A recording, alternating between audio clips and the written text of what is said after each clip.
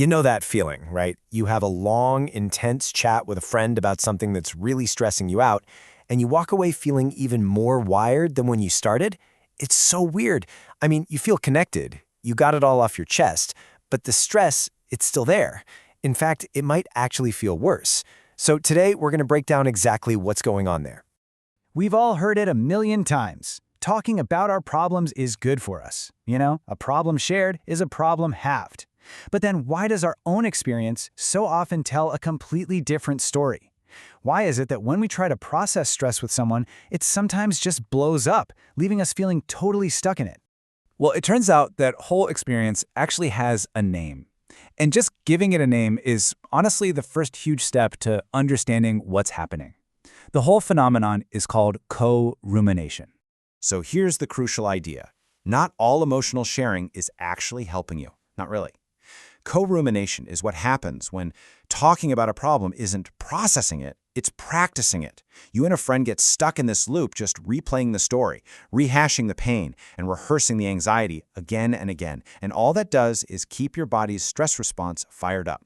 This really shows you the difference in action. On one side, you've got co-rumination. It creates what experts call mutual alarm. You're both just getting spun up, replaying the problem, and making the fear bigger. But healthy support, that's totally different. It leads to mutual settling. It's about figuring out what you actually need, finding some options, and, this is key, metabolizing the fear, actually processing it so it can finally pass. Okay, so let's get into the science of it, because this is where it gets really interesting. Why do we fall into this trap so easily if it doesn't even help us? Well, the answer is all about how our brains are wired for connection. It really just comes down to this one simple, powerful idea. Your brain gets caught in a feel-good trap. There's this conflict happening between two completely different systems inside your head, one that's desperate for connection and another that's trying to manage threats.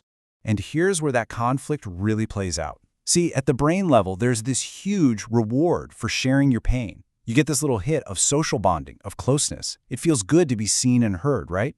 But there's a hidden cost. Every single time you retell that stressful story, you are reactivating the exact same threat patterns in your brain. And that's the trap.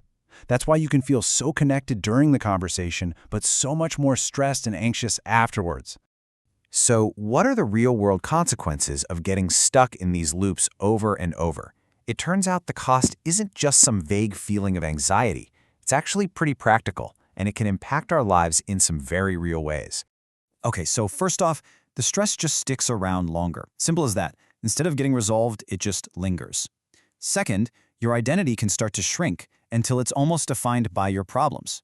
You become the person this bad thing is happening to. And finally, your conversations, the very tool you're trying to use for support, start reinforcing the fear instead of helping you move through it. All right, so that's the problem. And yeah, it's a bit of a downer. But here's the good news. Once you can see the pattern, you can absolutely change it. This isn't about, bottling things up or avoiding emotional conversations. It's about learning a new and way more effective way to connect with people. Here are 3 really actionable steps. First, just notice. That's it. Start to build an awareness of that moment when a conversation stops feeling productive and just starts feeling like you're spinning your wheels repeating the stress. Second, you got to shift the conversation. Gently move it away from just replaying the problem and steer it toward naming what you need or exploring some options. And third, start to consciously value the connections in your life that help you find calm, not just the ones that share your intensity.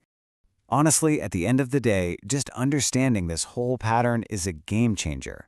Seeing the brain trap for what it is, that conflict between seeking connection and accidentally kicking off the threat response, it makes the whole experience so much less mysterious. You can finally realize it's not some personal failing. It's just a predictable neurological loop. And when you see that loop for what it is, you can stop blaming yourself. You can stop thinking you're just being irrational for feeling worse after venting.